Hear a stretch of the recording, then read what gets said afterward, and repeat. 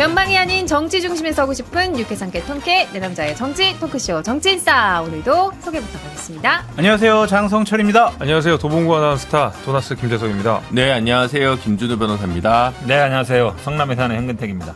안녕하세요, 아나운서 이선영입니다. 광고부터 얼른 다녀오겠습니다.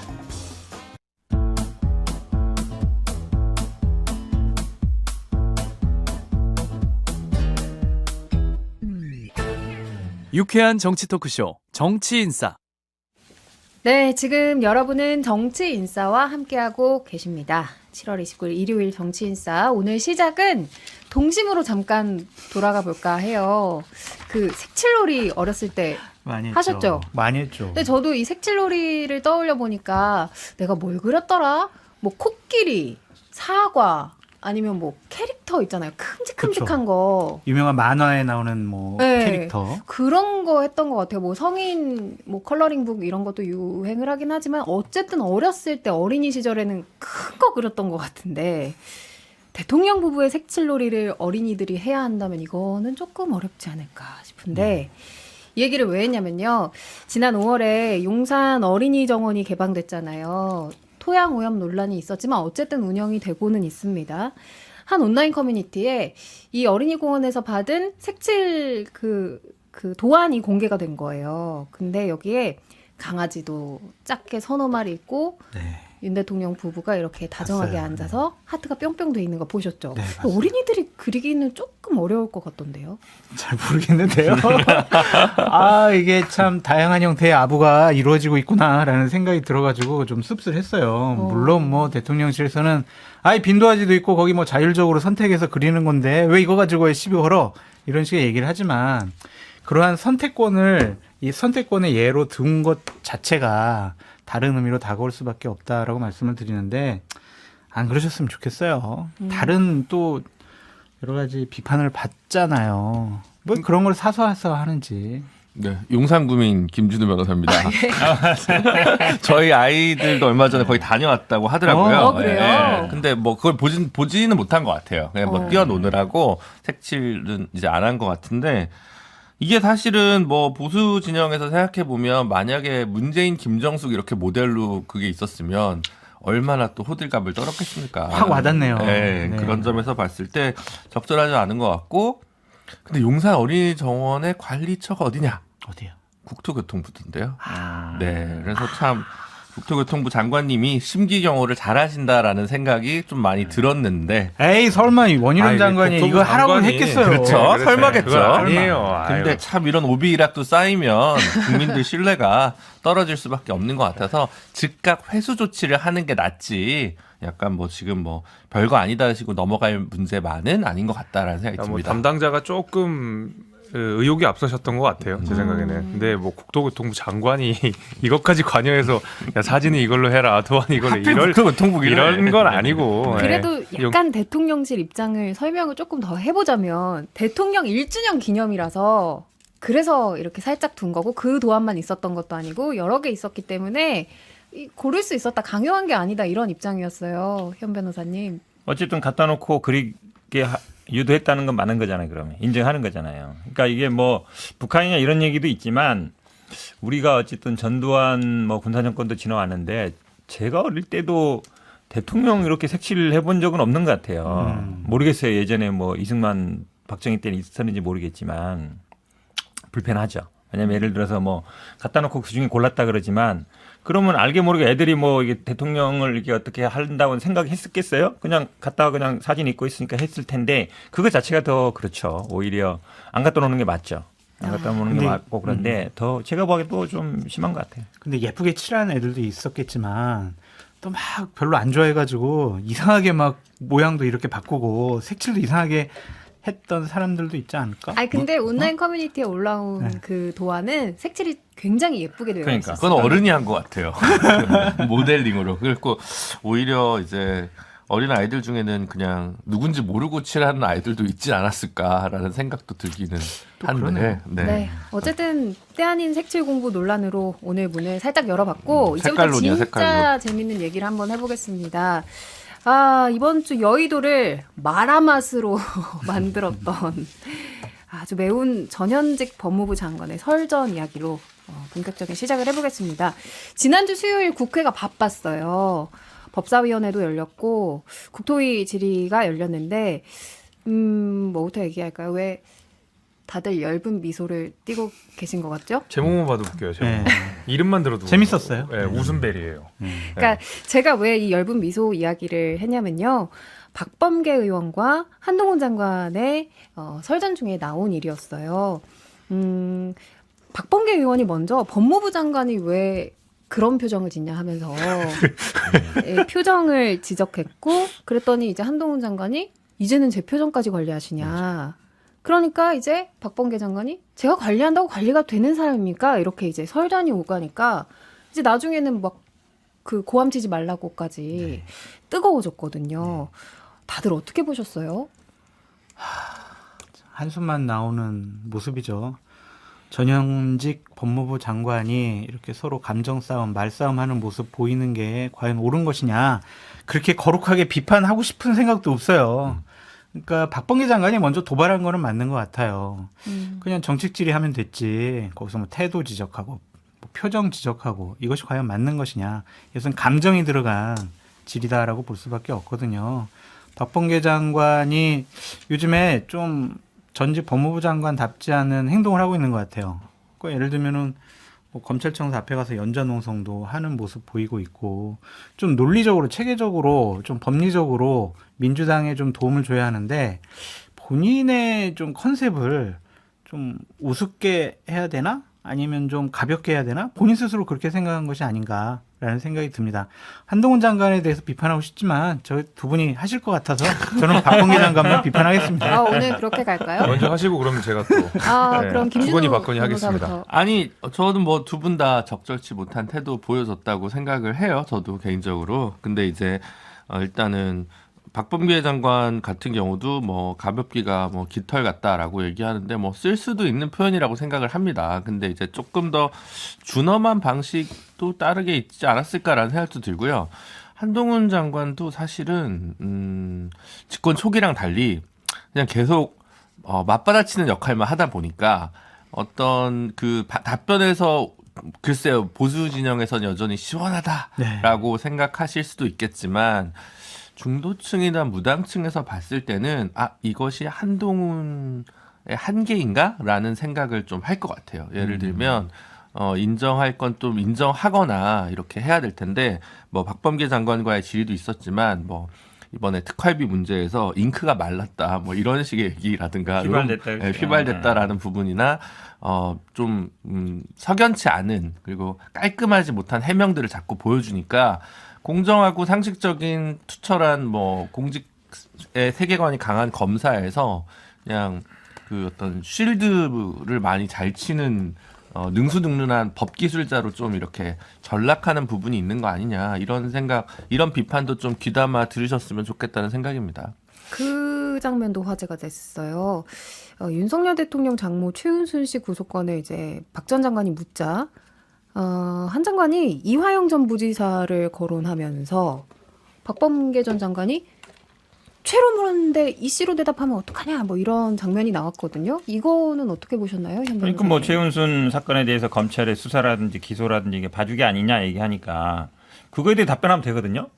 근데 우리는 뭐 이화영 전 부지사처럼 뭐 재판에 개입 안 합니다. 그렇게 따지면 최은순 사건 수사하는 과정에 보세요. 그때 당시에 검찰에서는 무슨 변호 문건까지 만들어가지고 이게 무죄다, 아무 죄 없다, 막 검찰 타원에서 대응하고 그랬거든요. 그리고 그 당시에도 변호인단이냐 오히려 이제 막 이런 얘기 나오지 않았습니까? 오히려 재판에 관여한 게 아니라 당시에는 수사에 관여했죠. 그냥 수사권이 있는 사람들이 관여한 거니까. 근데 한동훈 장관이 모르는 게 윤석열 대통령 한동훈 장관은 항상 살아있는 권력의 비리와 문제점에 대해서 우리가 봐주지 않고 수사합니다. 항상 이래왔거든요. 그럼 지금 최대 전국 이슈가 뭐냐? 양평고속도로 문제예요. 옛날 같으면 다 저 국토부라든지 아니면 양평 군청 가서 압수수색하고 다 소환하고 했을 거예요. 절대 안 건드리잖아요. 그건 뭐겠어요? 우리 편.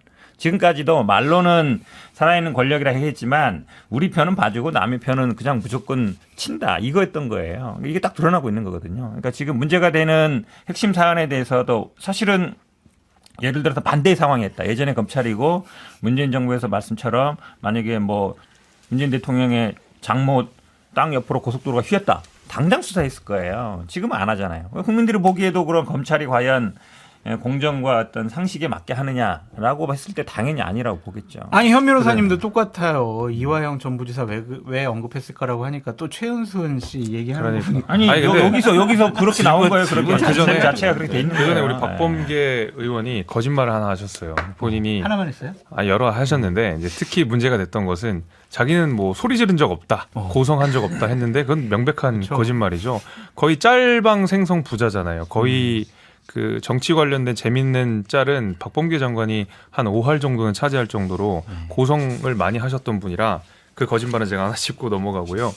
박범계 장관의 질문이 되게 이상한 질문이었어요. 차라리 현근택 변호사님처럼 그 최은순 장모에 대한 검찰의 기소가 어떻게 생각되느냐, 기소가 좀 부족하다고 생각되지 않느냐라고 질문하면 한동훈 장관이 거기 뭐라도 대답했을 거예요. 근데 사법부의 판단에 대해서 법무부 장관이 어떻게 생각하냐라고 물어본 거예요. 장모 판결에 대해서. 아니 행정부에 소속된 국무위원한테 왜 사법부의 판결을 물어봐요. 검찰의 기소 여부를 물어봐야지. 그러니까 애초에 법무부 장관 출신이었던 박범계 의원이 완전히 틀린 번지수로 질문을 한 거예요. 그런 굉장히 수준 낮은 질문을 먼저 했다라는 말씀을 제가 드리겠습니다. 그러니까 이제 판이 웃겨지는 거고 자꾸 태도 지적하게 되고 이렇게 되는 거예요. 뭐 이런 부분까지 좀 지적했으면 좋았겠죠. 뭐 이 부분은 문재인 정부에서도 좀 아픈 부분이긴 한데 그 대통령실 감찰관을 임명을 그냥 안 하잖아요. 근데 이제 이게 좀 친인척 비리를 원래 감찰하도록 법적으로 규정되어 있는 조직인데 장모까지 구속된 걸 보면 특히 대통령 감찰관을 임명하지 않는 거 이거 대통령의 직무유기 아니냐. 법무부 장관으로서 당신은 어떻게 생각하느냐. 이런 질문을 했을 때 어떻게 뭐 대답을 적절하게 할 방법이 없었을 거라고 생각하거든요. 물론 그때 한동훈 장관이 문재인 정부에서도 임명을 안 했습니다. 이렇게 얘기하면 그러면 또 그럼 그거를 하지 말라고 지금 국민들이 너희한테 정권을 줬는데 너희는 왜 그러냐라고 바로 저희가 또 맞받아칠 수 있는 부분이거든요. 그런 약한 고리를 좀 더 정순하게 잘 공격하면 지금은 사실은 너무 실정이 많고 변명하기 어려운 부분이기 때문에 한동훈이라는 사람이 정치인으로서는 앞으로 어떻게 될지 모르겠지만 법무부 장관으로서 칠 수 있는 어떤 방어막의 한계는 되게 명확하거든요. 근데 이게 지금 민주당의 한동훈 장관만 보면 너무 의혹이 앞서니까 일단 소리 지르고 너무 투박하게 질문하는 것 같아요. 한동훈 장관은 투박한 질문에 대해서는 굉장히 강경하게 대응하는 것 같거든요. 오히려 정교하게 물어봤을 때 한동훈 장관이 약간 대답을 주저하고 이랬을 때가 상당히 많았었거든요. 대표적으로 맞아요. 이탄희 의원이나 이런 경우가 많았는데 박범계 장관 같은 경우 일단 소리 지르고 태도 지적하고 아까 말씀드린 대로 삼권 분립을 전혀 이해하지 않은 상태로 그냥 법무부 장관한테 사법부의 판결을 물어보고 이러니까 그냥 우스운 꼴이 돼버리는 거예요. 자꾸 판결을 뭐 물어봤다는데 그게 아니고 박범계 의원은 이제 그 양형 이유가 있었어요. 한마디로 얘기하면 뭐 재범 우려, 도주 우려, 죄질이 안 좋다 이런 거에 대해서 어떻게 생각하느냐라고 물어본 거죠. 그러니까 한마디로 얘기하면 그분에 대한 평가를 물어본 거지 사법 평가가 뭐 잘 됐니 못 됐니 그러니까 이걸 그게 물어본 건 재판부의 아니죠. 판결을 가지고 논평을 하라는 소리잖아요. 그 둘이 뭐 법대생 토론하는 것도 아니고 그런 걸 왜 물어봐요? 그 거기서? 이화영 전 부지사 얘기 꺼낸 거는 김병민 국민의힘 최고위원 스타일이거든요. 물타기. 네, 이번에는 한동훈의 김병민화라고 네. 얘기하는 거예요. 그게 아주 효과적이다라고 생각을 한 것 같아요. 아니 전임 정권은 아니면 지금 민주당은 뭐 이런 식의 얘기를 하면 그래도 최선의 방어가 되잖아요. 이거는 뭐에 대한 반증이냐면 우리가 최은순 씨와 관련해서는 무엇을 평가하거나 언급하기가 너무나 부담스럽다. 그래서 말을 딴 데로 돌리는 거죠. 그래서 저는 이거는 적절하지 않은 방식이다라는 좀 생각이 들고 잘못한 거는 잘못했다. 우리가 좀 나아질 방향이 있는 것은 이렇게 바꾸겠다라고 하는 게 맞지. 당신네들은 이렇게 얘기하는 거는 저랑 현근택 변호사님 말싸움 할 때나 그렇게 할 테니까 나도 물타기 하나 할게. 두 분도 나 물타기 하나 할게. 그렇게는 물타기 안 하나. 딱 한마디 할게. 사실은 이제 그 한동훈 장관이 반말하지 마세요 이랬잖아요. 박범계 장관한테. 예. 근데 사실은 대한민국에서 제일 발언권 센 사람이 맨날 반말해요. 네. 맨날 보면 반말이더라고. 어디 뭐 행사장 가서도 그렇고 사람들한테 그 시장 가서도 그렇고 좀 존댓말 쓰면 안 돼요? 그 한동훈 장관이 본인이 잘 모시는 분들한테 좀 반말 좀 하지 마세요. 한마디만 딱 해주시면 좋겠어요. 그런데요. 그냥 이런 이야기를 하는 것 자체에 좀 피로감을 느끼는 국민들도 많을 것 같아요. 그렇죠. 윤여준 전 장관 같은 경우에도 이런 언급을 했거든요. 좀 국민들이 들을 만한 법리 논쟁을 전현직 법무부 장관들이 해주면 어땠을까. 이런 아쉬움이 남는 자리가 아니었나 싶고요. 이 이야기는 이렇게 정리하고 사실 티격태격의 아이콘은 이분이거든요. 홍준표 대구시장. 징계 수위가 이번 주에 결정됐습니다. 지난주에 저희가 예측을 좀 6개월 해봤잖아요. 정도로 저는 6개월, 3개월 보셨었죠? 네. 두 분 다 좀 너무 땡. 땡 예. 적게 보셨습니다. 다운권 정지 10개월이 나왔는데 징계 끝나면 내년 4월에서 5월쯤 됩니다. 5월이에요, 5월. 5월쯤이요. 네, 5월입니다. 10개월이 좀 어떤 상징적 의미인가요? 그러니까 총선 때까지 좀 입 좀 다물고 있어 이 얘기 같아요. 두 가지 부분에 대해서 입을 다물어라. 첫 번째 좀 설화 있고 말을 험하게 하니까 대구시장이 말을 잘못하면 우리 총선에 악영향을 끼칠 거야라는 판단인 것 같아요. 그래서 왜냐면은요 이 선거 막판에 다가올수록 당의 지도자급 인사들의 설화, 구설수, 뭐 막말 이런 것들이 표심에 완전히 영향을 많이 끼치거든요. 그래서 좀 입 다물고 있어라라는 것 같고 공천 문제와 관련해서도 그냥 홍준표 시장 당신 지분 없으니까 그거에 대해서도 왈가왈부하지 마. 그러니까 총선거 관련해서는 당내 공천이든 아니면 선거 판세든 선거 뭐 방향이든 이런 거 절대로 언급하지 말고 그냥 가만히 있어. 그런 의미 같습니다. 근데 저는 물론 이제 공교롭게 딱 총선 직후 이전까지 홍준표 시장이 국민의힘 당원으로서의 발언의 힘은 사라진 게 맞지만 저는 그게 무슨 큰 의미가 있나 싶어요. 왜냐하면 얼마 전에 상임고문 해촉되셨잖아요. 근데 상임고문에 해촉된 배경이 사실 당의 지도부를 너무 흔든다. 당의 그러니까 말하자면 해당 행위에 해당하는 발언들을 너무 많이 한다. 뭐 이런 이유로 해촉이 되셨는데 예. 그 상임 고문이었는지 대부분 다 모르셨어요. 저도 몰랐거든요. 그러니까 홍준표 시장의 말하자면 이런 거친 발언들은 당원이고 아니고가 상관이 없는 것 같아요. 그리고 국민의힘에서 어떤 직책을 맡고 있는지도 별로 중요하지 않은 것 같아요. 홍준표라는 사람 자체가 워낙 스피커가 큰 사람이기 때문에 그 사람이 어디에 있든 당에다 무슨 소리를 하면 그게 이제 당의 위해가 되는 것 같거든요. 마찬가지로 당원권 정지가 된다 하더라도 홍준표 시장은 홍준표 시장 개인으로서 계속 당에다 이런저런 이야기를 할 거예요. 그래서 저는 말을 막는 수단으로서 10개월 큰 의미 없다고 생각합니다. 실제로 발언권은 정지 안 됐다 이런 언급도 기자 그러니까요. 커뮤니티에서 예. 했어요. 제가 잠깐만 언급을 하면 이게 축구 경기에 의하면은요 노란 카드, 옐로 카드 받은 거거든요. 근데 또 한 번 여러 가지 반칙을 하면 바로 레드 카드 나가잖아요. 그럼 예. 퇴장이에요. 예. 그러니까 지금 그런 경고성인 거예요. 자, 지금 경고 줬어. 근데 말을 또 험하게 했어. 또 우리 지도부 공격해. 그러면 이제 완전히 제명시키는 거예요. 제명이요. 그래서 보수파 국민의힘 플랫폼 안에서 정치를 못하도록 발로 뻥 차버릴 가능성이 높아요. 그러니까 홍준표 시장이 본인의 가장 최측근에게 이런 얘기를 했대요. 그저께. 야, 우리가 이제 연못에 위에서 이렇게 물고기 쳐다보지 말고 그물을 만들자. 자중자애하면서 우리가 훗날을 대비하자. 이런 식의 얘기를 했답니다. 그러니까 본인도 심리적으로 상당히 위축되었다라고 말씀을 드리고 저는 징계는 너무 과했다고 봐요. 본인 사과도 하고 수해 현장 가서 봉사도 했는데 이런 식의 10개월의 당원권 정지는 김기현 당대표의 개인적인 감정이 들어가 있지 않느냐라는 좀 생각이 들고 당의 원로고 하신데 그냥 경고 차원이었으면 좋았을 것 같은데 과한 징계였다. 저는 비판하고 과하다고 싶습니다. 생각하진 않지만 네. 의미가 크게 없다라는 말씀을 드린 겁니다. 네. 제가 국민의힘을 잘 모른다는 생각이 들어요. 왜냐하면 지난번에 말씀드린 것처럼 결국은 이제 윤심을 건드렸느냐 안 건드렸느냐가 핵심이다. 그러니까 이준석 대표가 양두구육이라는 얘기를 했을 때 고사성은지 다 아는데 어떻게 대통령을 동물에 비유하냐 막 이렇게 나오면서 1년 때렸잖아요. 예. 근데 이번에 과하지역이라는 얘기 나왔을 때 전혀 그 생각 못했어요. 그러니까 불량배 밑을 가령의 밑을 지나간다고 했을 때 저는 그냥 홍준표 대표가 불량배 누군지 생각 안 하고 그냥 밑으로만 지나가는구나. 그래서 치욕이다라고 생각했고 말씀처럼 사과도 하고 수해 가면 봐줄게 이러니까 수해 봉사도 갔단 말이죠. 그런데 이상하게 포인트가 불량배 쪽으로 막 불량배 쪽으로 간 거예요. 김재현 흘러갔잖아요. 씨가 불량배가 누구냐. 누가 했더니 그분이 바로 그분이다. 그래서 지금 나오는 얘기 보면 뭐 처음에 뭐 탈당 탈당 권유까지 권고까지 했다는 얘기잖아요. 아니, 자르자라는 분위기였어요. 그러니까. 그렇게 본다 그러면 사실은 우리가 과지역 얘기했을 때 그 불량배를 생각한 사람은 아무도 없었거든요. 제가 미처 생각을 못했어요. 그래서 3개월 보셨었죠. 그렇죠. 6개월, 왜냐하면 최대 그때 6개월까지. 기준도 뭐였냐면 윤심은 안 건드렸다. 맞아요. 그러니까 그런 말씀하셨어요. 그렇게 얘기했는데 지금 보니까 해석이 건드렸네요. 불량배에 비유했다. 그리고 아이, 그분이 누구다. 그건 이제 너무 네, 얘기했기 과한 때문에. 해석을 지금 그래서 하시고. 잘라야 된다까지 얘기 나왔으면. 그러니까 그게 왜 그러냐면 네. 보세요. 작년에 김성원 의원이 그 비왔으면 좋겠다라는 발언을 해서 6개월 정지받았잖아요. 네. 그럼 홍준표 시장은 골프 문제 없다라는 발언으로 이미 6개월은 버릇인 거예요. 네. 근데 그 이후에 대응에 있어서 내가 뭘 잘못했어. 난 당연히 그럴 수 있어.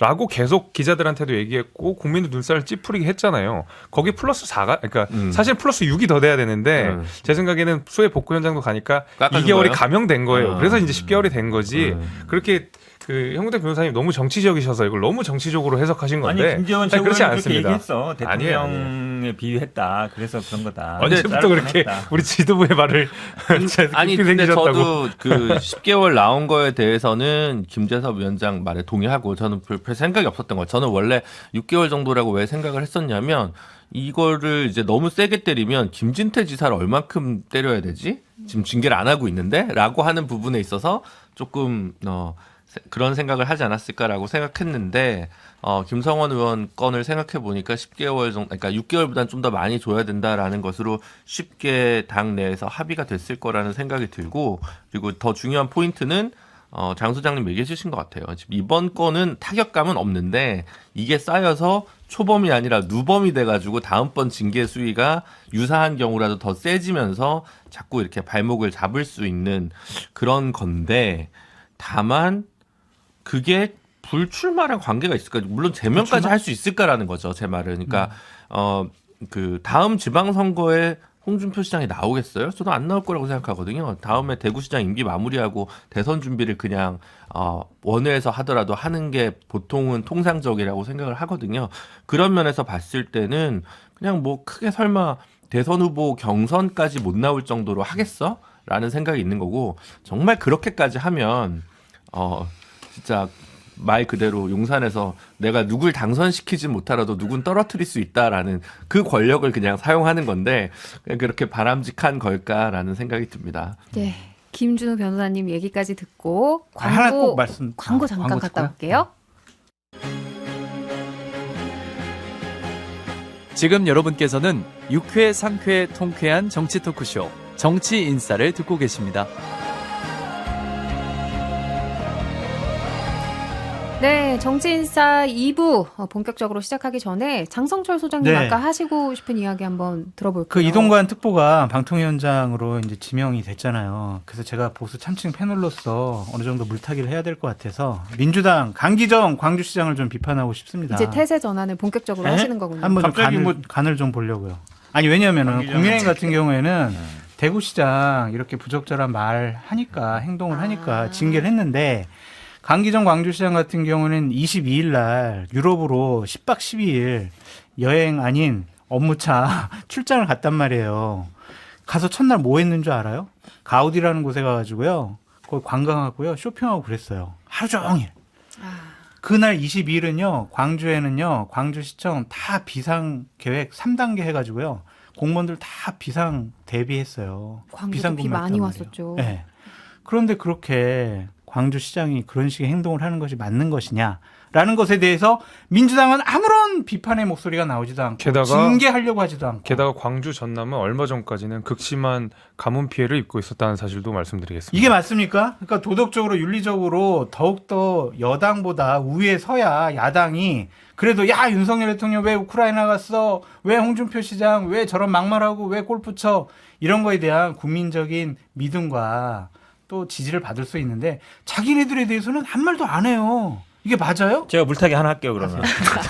이미 많이 아니 타졌어요. 그럼 저 윤석열 물 대통령도 좀 징계하세요. 그 물타기 수해나는데 방송 우크라이나 아, 가고 이게- 특히 그 김기현 저 당대표는 대통령이 해외 출장 가는데 본인도 해외 나갔잖아요. 그럼 저 대통령하고 당대표 징계하면 아마 저 강기정 시장도 좀 뭐 아니 거기 성과 아니 있지 저희가 않을까요? 징계할 수 그런- 없잖아요. 강기정 시장 민주당에서 아니 징계해야지. 김기현 대표 김기현 자꾸 그렇게 대표는 아니 왜 여기 생각하시면은요. 물타기 하지 마시고. 우리- 물타기 하니까 내가 물타기 하는 거야. 우리 정의당 입장을 들어보죠.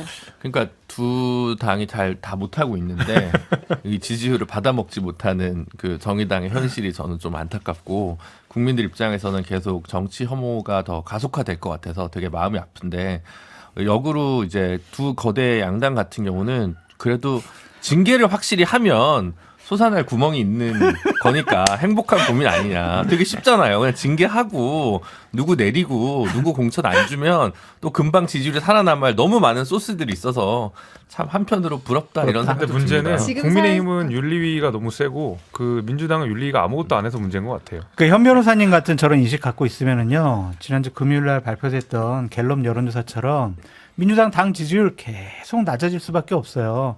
우리부터 잘해라. 그래야 국민들이 야당을 지지한다. 그렇게 충고 드리고 싶습니다. 아니 뭐 그거는 뭐 맞는 말씀인데 맞죠? 내가 좀 얘기했잖아요. 물타기로 대응했다고. 그런데 사실은 이 정당의 징계라는 게 지금 국민의힘 아까 지금 김기석 말씀처럼 이준석 대표 이후로 굉장히 이제 인플레가 심해졌어요. 옛날 같으면 그냥 구두 경고나 아니면 어느 정도 할 게 웬만하면 6개월이고 웬만하면 왜냐면 그때 1년 양도구역이 1년 이러면 나머지 기준이 되는 거거든요. 사실은 정당 징계가 글쎄요, 과거에 이렇게 지금 세게 나왔던 적이 있나 싶어요. 그래서 어느 정도 좀 이렇게 해야지 중심을 잡아야지 누구를 건드린다고 해서 무조건 뭐 징계하고 이건 저는 아닌 것 같아요. 그래도 사실 강기정 저희가 시장은 시간이 징계하죠. 없어서 이 얘기는 안 하고 넘어가려고 했는데요. 네. 분위기가 네. 김기현 대표의 징계 리더십에 대한 평가를 듣고 좀 이야기를 마무리하면 좋을 것 같거든요. 나는 정치력과 리더십이 없어라는 자기 고백이 아니냐라는 생각이 들어요. 왜냐하면은 정치는요, 지도자는요, 설득을 통해서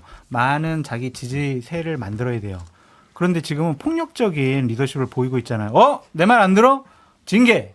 이런 식은요. 근데 조금 전에는 징계를 또 해야 된다는 입장이셨잖아요. 그러니까. 당연히 해야죠. 해야 되는데 그게 김기현 당대표에게는 그렇게 좋은 게 아니다라고 말씀을 드리는 거예요. 근데 저는 그 윤리위 징계에 좀 첫 단추부터 잘못 껴졌다는 생각이 있거든요. 이준석 대표 말씀하신 대로 양두구육 그 정치인의 말을 가지고 그리고 논란의 여지가 있는 말을 가지고 누구는 찬성을 하고 누구는 반대하는 그런 말을 가지고 윤리위가 권한을 가지고 누구 징계하고 말고를 결정할 수 있는 사안은 아니라고 생각하는데 김기현 대표 체제에서 이루어졌던 징계는 명분이 다 있긴 있어요. 왜냐하면 김재원 최고와 그 태영호 최고위원의 말 같은 경우에는 4.3을 비하하거나 아니면 5.18을 비하하는 발언이 있었어요. 이거는 저도 용납이 안 되는 발언이에요. 예. 이건 명백하게 징계가 돼야 되는 발언이고요. 네.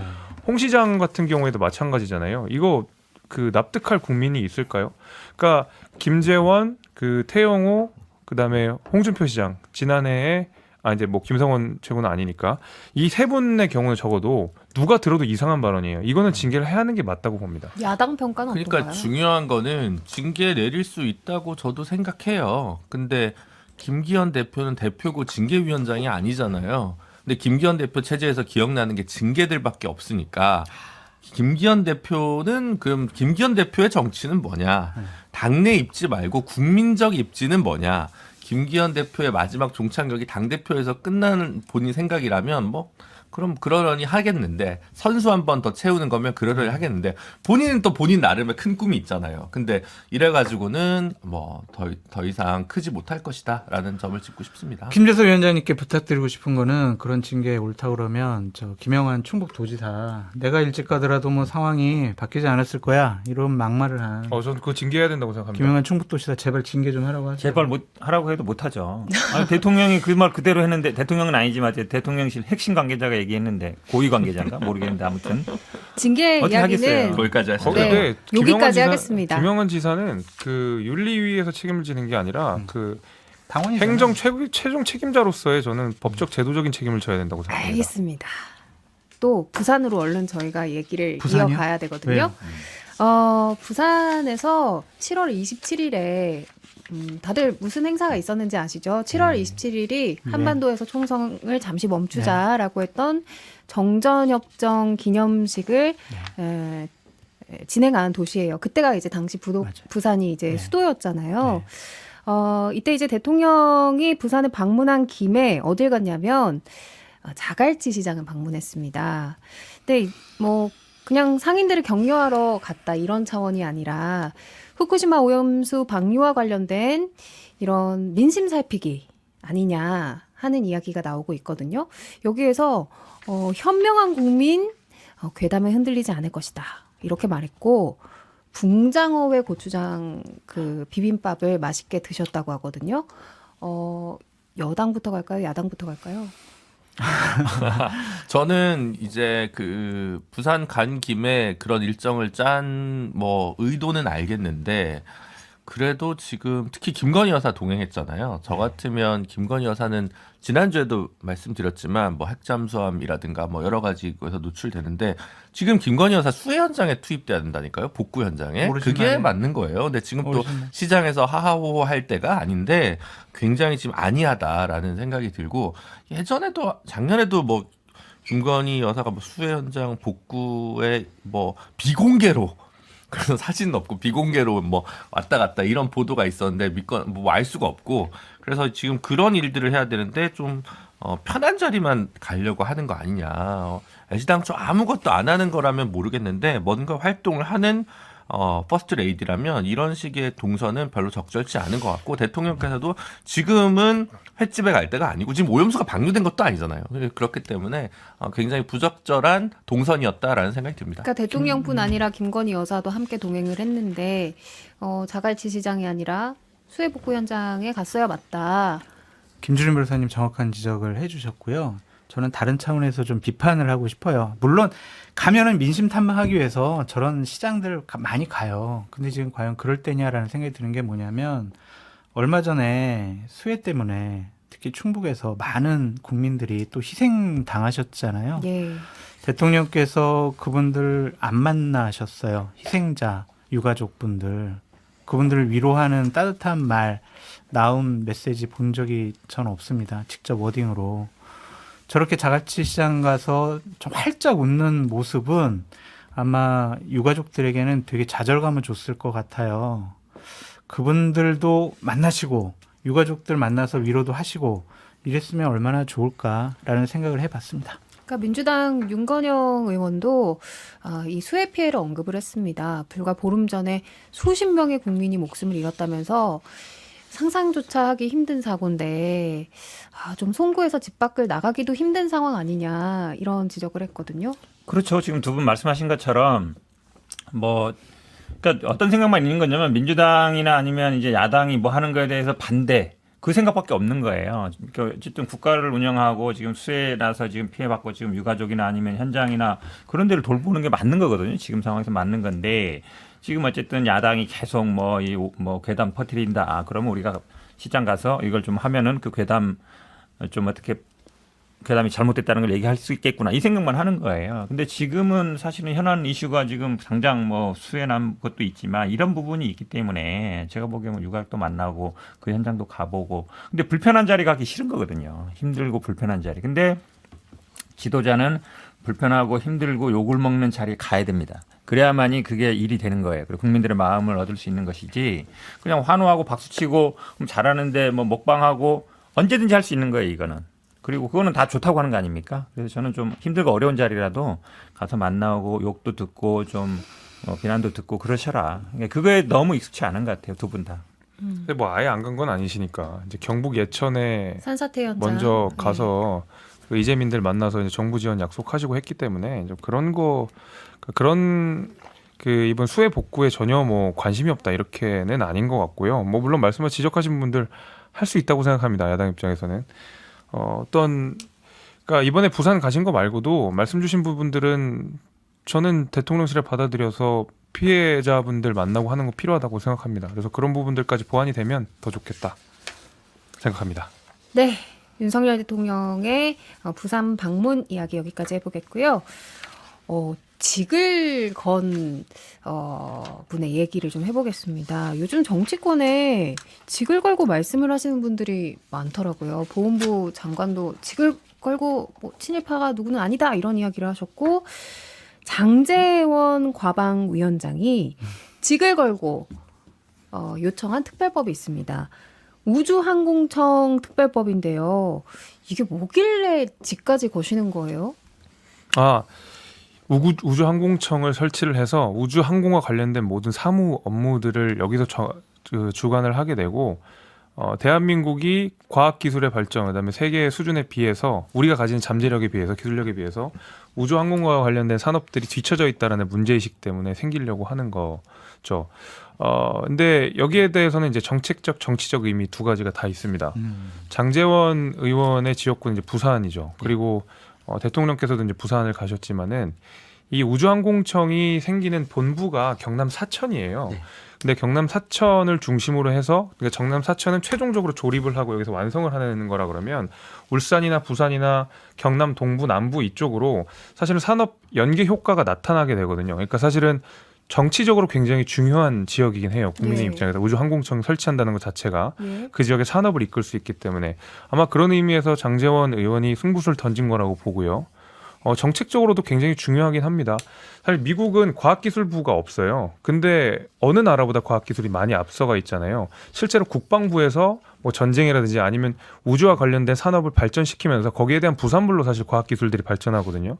근데 우리나라 같은 경우에는 과학기술은 굉장히 좋지만 실제로 경제 혁신을 하기 위한 경제 선도를 하기 위한 우주 기술들이 없다. 그러다 보니까 어떤 기술력에 있어서 우리가 가진 잠재력보다 좀 뒤처진다. 이런 의미에서 우주항공청이 정책적으로도 굉장히 필요한 일이라고 생각합니다. 그래서 전 장제원은 승부수 던진 거라고 봐요. 근데 김재섭 위원장님 말씀을 듣고 보면 정치적인 부분 짚어주신 거 있잖아요. 네. 과방위원장으로서 자신의 지역과 관련된 걸 밀어붙이는 게 과연 적절하냐 이런 지적도 나오거든요.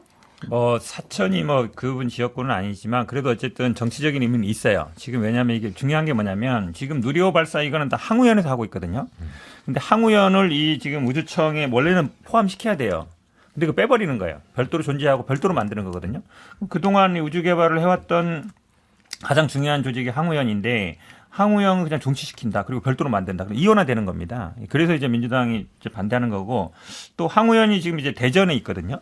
대전에 있어서 그럼 이제 대전에 지금 우리 물론 이제 이게 정치적으로 끼면 안 되지만 거기에 이제 조승래 의원이 지역구도 있다 보니까 이제 민주당 대 그러니까 사천 대 대전 이런 구도도 돼버렸고 그래서 저는 이게 사실은 뭔가를 이렇게 만들 때는 기존에 있던 것도 쭉 정리하면서 만들어야 되는데 기존의 항우연이라든지 뭐 어디죠? 전문연구회 같은 거 그대로 두고 다시 만든다. 그러면 약간 옥상옥이 되는 거 아니냐. 그렇지 이렇게 않죠. 보고 이제 있어요. 청 차원에서 다룰 수 있는 업무는 훨씬 크고 훨씬 강력합니다. 그러니까 연구원 단위에서 하고 있는 우주 산업과 관련된 대응과 청 차원에서 그 청장이 다루는 일은 완전히 스케일이 달라요. 그래서 이것을 뭐 정치적으로 논의할 게 아니라 정책적으로도 전 대단히 필요한 일이라고 봐요. 근데 이게 정책적으로는 뭐 지난해 8월에 발사된 뭐 달궤도 탐사선 다누리, 뭐 최근 발사된 위성 누리호 이런 거 국민들이 다 지지하는 정책일 것 같아요. 근데 이제 아까도 제가 짚고 싶었던 부분이 뭐냐면 총선을 앞두고 선심성으로 정책을 펴는 거 아니냐 이런 지적 때문이거든요. 일단 원래 청 하나 새로 만드는 건 그렇게 쉬운 일이 아니기 때문에 그리고 바로 청을 만드는 것이 맞냐 완전 신규 조직으로 100% 여기에 대해서 의문을 품을 수는 있다고 봐요. 예를 들면 질병관리청도 원래 질병관리본부였잖아요. 네. 그러니까 처음에 본부격으로 만들었다가 조금 더 일이 쌓이고 할 일이 많아지면서 청으로 가는 게 저는 뭐 일반적인 거라고 생각을 하거든요. 근데 갑자기 청으로 만든다. 라고 하는 것이 좀 과한 거 아니냐. 이게 첫 번째 포인트 같고요. 두 번째는 이 정부 출연 기관 줄여서 보통 정출연이라고 하죠. 그래서 여기서 이제 우주 쪽은 항공연이랑 그다음에 천문연 여기가 이제 핵심적인 역할들을 하고 있는데 이쪽 인력 없이 그냥 300명 규모로 새로운 청을 만든다. 이거는 약간 과기부 일자리 확대, 승진자리 확대의 그 일환 아니냐라는 생각이 좀 들 때가 있어요. 그러니까 물론 기획하는 부서를 따로 전문적으로 두는 것에 대해서 크게 반대할 사람은 없다 하더라도 이 부분도 조금 부처 이기주의가 혹시 작동하고 있는 것은 아닌가라는 걸 짚고요. 그다음에 지역 문제인데 사천은 항공산업이 조금 발달한 곳이고 우주는 이제 항공연 천문연 같은 게 대전에 있기 때문에 이게 우주는 대전, 사천은 항공 요런 지금 이원화된 체계에서 어디로 줄 거냐의 문제거든요. 근데 인력 수급이나 이런 면에서 여러 가지로 봤을 때는 사실은 뭐 이쪽 그 관련 전문직 분들은 아무래도 또 대전에 좀 더 시너지 효과가 있지 않을까 우주에 좀 더 포인트를 두자면 이런 생각이 좀 들어가지고 이 지역적 문제도 조금 더 수기해야 되는 거 아니냐. 그래서 본부냐 청이냐 아니면 정추전을 배제할 거냐 신규 채용으로만 할 거냐 어느 지역 그러니까 세 가지가 충분히 논의돼야 되는데 당장 뭐 장지원 의원 직 건다고 해서 그게 갑자기 그냥 딱 결론 낼 수 있는 그런 문제는 아니라고 아니 근데 이제 보여집니다. 김준우 변호사님이 지적한 내용대로라면 직을 걸 필요도 없죠. 그냥 토론을 하면 돼요. 근데 민주당이 이 우주항공청 설립 논의를 지금 응하지 않는 이유는 KBS 분리징수 먼저 논의하자고 하는 상황이기 때문에 이게 뒤로 밀리는 거거든요. 그러니까 이런 건설적인 토론이 아니에요. 과방위니까 당연히 민주당 입장에서는 분리징수하는 거 싫고 우주항공청 발목 잡아서 이거 못하겠다, 이거부터 논의하자 이런 상황이니까 문제가 되는 거죠. 김준호 변호사님 같은 지적이 얼마든지 토론할 수 근데 있죠. 민주당 입장도 본부를 만드는 걸로 아마 별도 법안이 발의돼 있을 거예요. 그래서 만약 본부로 가지고는 본부 신설 가지고는 선거 때 표가 안 되고 윤석열 정부의 레거시 업적 쌓기가 좀 안 되기 때문에 청 신설이 했다 우리가 이게 좀 보기가 좋잖아요.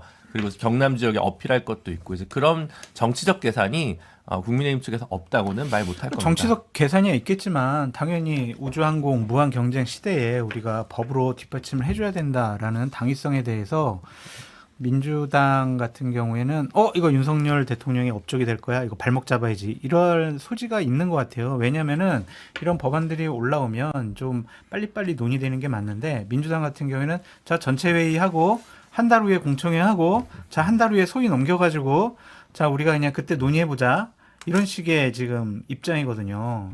이것은 결국엔 발목 잡기다라고 볼 수밖에 없는 것이고 장제원 의원이 나 가방위원장 그만둘게 이렇게 얘기한 거는 정말 장제원 의원 별로 좋아하는 스타일은 아니지만 본인 진정성은 좀 있는 것 같아요. 왜냐하면 민주당이 계속해서 요구하는 게 뭐냐면 장제원 의원 과방위원장 그만둬라 막 계속 이렇게 요구하고 있거든요. 그러니까 좋아 내가 그만둘 테니까 이거 빨리빨리 우리 진행하자. 이런 진정성은 좀 있어 보이는 것 같다라는 생각이 듭니다. 아니 청을 하나 만드는 게 굉장히 중요하죠. 왜냐하면 항공청 만드는 게 사실은 중요한 과제인데 그러면 그거를 그냥 뭐 공약이고 이러니까 무조건 만들어야 되는데 그건 아니잖아요. 아까 다 얘기 나온 것처럼 지역 문제도 걸려 있는 거고 그다음에 이게 항우연이라는 조직 문제도 걸려 있는 거예요. 그럼 전문성과 사실은 제가 보기에 지금 항공우주 관련은 항우연이 제일 전문 기관이라고 봐야 되거든요. 네. 그럼 여기를 배제하고서 따로 만들 거냐? 이게 지금 이제 국민의힘 장제원 의원이 아닌데 그게 맞냐는 건 당연히 토론이 필요한 부분이에요. 그거를 그러니까 민주당 입장에서도 소위에서 한번 얘기해 보자라는 거기 때문에 논의를 해서 그 항우연이라든지 천문연을 어떻게 할 거냐. 저는 이게 다 통합으로 가는 게 맞다라고 봐요. 조직을 만드는 게 그런 것이지 그럼 있는데 또 만들고 또 만들어요? 그러면? 그러니까 논의는 괜찮은데 시간을 질질 너무 끌려고 하는 거 아니냐. 안건조정위원회에 넘기면 또 90일 동안 또 논의해야 되고 하는 거는 결국엔 올해 안에 내년 총선 안에 이거 처리 안 해주겠다라는 의지의 표현이다라고 볼 수밖에 없어요. 아무튼 선거 90일 더 많이 남았는데 뭐. 거시고 이 우주항공청 설립 문제를 계속 밀어붙일지 또 이게 총선에서 어떤 영향을 미칠지는 좀 두고 봐야 할 문제인 것 같고요. 저희가 이화영 전 부지사 재판 관련해서도 얘기를 해봐야 돼요. 사실 이런저런 이유로 뭐 진짜 핵심적인 이 증언 관련된 얘기는 하지도 못했어요, 이번 주에. 네. 근데 변호인을 둘러싼 얘기가 많습니다. 아니 부부싸움이 났다고요? 이게 어떻게 된 핵심 관계자인지 얘기죠? 모르겠는데 제가 사실은 이제 4월 한 2, 3월 정도에는 조금 이제 관여를 했었는데 지금도 물론 이제 변호인 사퇴했다라는 건 가짜 뉴스고요. 지금도 변호인이 돼 있습니다. 언론들이 다 그렇게 받아 쓰고 있던데 근데 이제 법정에는 이제 안 가고는 있는데 근데 많은 분들이 오해하는 게 이게 마치 뭐 민주당에서 사주해서 뭐 부인께서 막 이러는 거 아니냐라고 말씀드리는데 제가 4월 달에 변호하고 입회 조사할 때도 부인은 입장이 똑같았어요. 그냥 진술 거부하고 조사받지 말아라. 재판도 그냥 거부해라. 단식 농성이라도 해라. 그리고 이런 얘기까지 해요. 지금은 안에 있으나 밖에 있으나 똑같다. 당신이 잘 견뎌야지 이걸 자꾸 뭐 가서 진술한다고 해서 될 일이 아니다. 그 입장을 계속 가져왔거든요. 그래서 사실은 이 변호인 문제가 나왔을 때도 그러니까 지금 H 법무법인 거기에서는 뭐 법정에서도 그렇고 유출 문제 됐을 때도 계속 그만둔다는 얘기를 많이 했었어요. 그래서 부인도 이걸 뭐 계속 가야 되나 말아야 되나 뭐 이런 얘기 있었는데 최근에 이제 입장 나오면서 엊그제 이게 사실은 조금 민감한 게 뭐냐면 선임 계약은 부인이 가서 했어요. 왜냐하면 이화영 부지사는 구속돼 있으니까. 예. 그럴 경우에는 사실은 부인한테 선임계를 받아도 돼요. 근데 어. 통상은 계약은 부인이 가족이 가서 하고 선임계는 구치소에 가서 무인증명 받으면서 받아오거든요. 두 가지 다 가능합니다. 어느 경우든지. 그런데 부인이 어쨌든 뭐 계약도 하고 비용 지급도 부인 통해서 다 하고 있는데, 근데 어쨌든 이제 해임하겠다 그랬더니 이화영 부지사는 내 뜻이 아니다라고 되면 사실은 원칙적으로는 본인이 일단 우선이기 때문에 예. 본인이 우선이기 때문에 해임이 안 되는 건 맞습니다. 그게 맞는데 그 부분에서 자꾸 이거 뭐 민주당에서 뭔가 부인을 배후 조정해서 뭐 하는 것처럼 얘기하는 거는 제가 보기에는 이거를 너무 모르는 얘기 아닌가 이렇게 보여요. 재판 당일에는 어쨌든 그 변호인이 안 나와서 진행을 못하는 쪽으로 돼서 수년이 됐잖아요. 그렇죠. 네. 그러면은 향후 재판은 어떻게 되는 건가요? 그 원래 당초의 변호인이 다시 나와서 재판이 이어지는 건가요? 근데 이게 변수가 생긴 게 어제 이제 MBN 단독 보도였는데 지금 그 법인이 작년 그 이화영 사건을 맡은 게 10월인가 11월인가 그랬어요. 근데 그 법인에 소속된 구성원 변호사거든요. 파트너급인데 이제 36기 정도 되는 분이 지금 쌍방울의 사회이사로 들어갔다는 거예요. 그게 근데 보도가 났단 입장이 말이죠. 다르잖아요. 그렇죠. 이화영 네, 부지사랑 그게 핵심인 거죠. 쌍방울 왜냐하면 회장이랑. 지금까지는 쌍방울의 김성태 회장은 계속해서 뭐 내가 이재명 방북 비용으로 낸 거다. 경기도가 주기로 한 스마트폰 비용 500만 불 대신 냈고, 그다음에 방북 비용도 300만 불 대신 냈다는 거였고, 예. 이화영 부지사는 아니다. 그건 쌍방울이 독자적으로 나노스라는 회사 주가 띄우기 위해서 그래 북한에 그냥 투자한 거다. 그 500만 달러는 뭐 계약서에 나온다 이미. 300만 달러도 김성태 회장도 방북을 계속 시도했거든요. 그래서 통일부 차관도 영입하고 현대아산 본부장도 영입해서 했던 거다. 독자적인 사업이라는 주장이었는데, 근데 이게 지금 그 법인의 변호사가 지금 사회이사로 들어간 게 3월이에요, 올해. 그러니까 이화영 사건을 맡고 나서 몇 달 후에 그 법인에 소속된 구성원 변호사가 쌍방울에 이제 사회이사로 됐단 말이에요. 예. 이렇게 되면은 이거는 뭐 법적인 걸 떠나서 저는 사임 안 할 수 없는 상황이다 지금. 왜냐하면 그러면 당장 오해를 받을 거 아닙니까? 그러면 왜냐하면 사회이사 제도가 뭐 그냥 얘기 아는 것처럼 말처럼 그냥 우리가 법적인 뭐 투명성을 기하기 위해서입니다 이렇게 보는 게 아니고, 보통은 변호사비를 그냥 이 개인 사건이잖아요. 김성태 개인 사건이기 때문에 변호사비를 회사 돈으로 주면 문제가 돼요.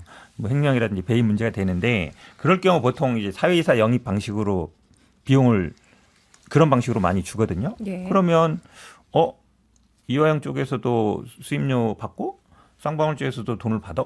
뭔가 이상하네? 이런 네. 생각 안 할 수가 없죠. 이게 이제 현근택 변호사님이 변호인에 대해서 그 개인에 대해서 지금 문제 지적을 하는 것은 네. 그 이화영 전 지사가 그 변호인을 통해서 검찰한테 회유당할 것이다. 그러니까 결국 이화영은 거짓말을 한 것이다는 얘기를 하고 싶어서 이렇게 길게 말씀하신 거예요. 그러니까 이화영의 거짓말이라고 하는 것은 대북 송금 관련돼서 이재명 대표의 연관성을 시사하는 발언을 했던 것이고, 그렇죠. 그걸 거짓말이라고 얘기하고 싶은 거예요, 지금 그렇죠. 현근택 변호사님. 근데 제가 진짜 재밌었던 게 뭐냐면, 그 이화영 전 지사가 이재명 대표의 대북 송금 관련된 얘기를 한 이후에 이화영 전 지사의 말을 거짓말로서 치부하면서 그 다음에 나온 얘기가 더 웃긴 게, 당이 최대한 돕겠다라는 말을 민주당에서 했거든요. 근데 민주당이 로펌이에요? 무슨 지금 수사 중인 재판 중인 사람한테 당이 무슨 도움을 줘요? 민주당은 정당이잖아요. 그러면 정당이 도움을 줄 수 있는 건 정치적인 거예요. 그럼 정치적인 도움을 주겠다고 하는 건데, 그 정치적인 도움이라고 하는 것이 민주당 의원들 쪼르륵 검찰에 가가지고 연좌농성하고 검찰이 지금 탄압하고 있다, 인권 탄압하고 있다, 이화영은 지금 인권 유린에 시달리고 있다, 이렇게 정치적으로 수사기관 못 믿게 계속 불지피는 일이거든요. 그러니까 지금 그 이재명 대표와 연관성 시사된 이유로 민주당이 총력 대응을 하면서 정치적으로 대응하고 있는데, 민주당 당원들 그거 하라고 당비 내는 거 아니라고 생각합니다. 그러니까 왜 이재명 민주당 대표의 의원들이 이전 부지사를 직접 만나려고 했던 정황을 지금 김재섭 위원장님이 짚으신 건데, 아니 민주당이 왜 이화영 전 지사가 뭔데요? 지금 민주당 당원이신가요? 뭐 한 명의 당원을 위해서 민주당이 총력 대응을 해요? 그것도 웃기잖아요. 결국 이재명 대표 방탄하자고 그러는 거거든요. 아, 그러면 그 의도가 이재명 대표 당연하죠. 방탄을 그러니까 위해서다. 그 전까지는 제가 언론 기사 보니까 근태경 말고는 민주당에서 그 이화영 전 지사 도운 사람도 없어요. 근데 지금 갑자기 옅은 미소를 띄우고 계시는 두 분 지금 무슨 그러니까 이야기를 하시려고요? 이재명 대표 얘기가 나오니까 갑자기 총력 대응을 해주는 거예요. 그럼 결국 뭐예요? 민주당이 지금 이재명 대표 사당으로 쓰인다는 얘기죠. 우리의 심판자 김준우 변호사님. 아니 현근택 변호사님 밖에 안 보냈다는 게 현근택 변호사님의 무게감이 그렇게 낮아요?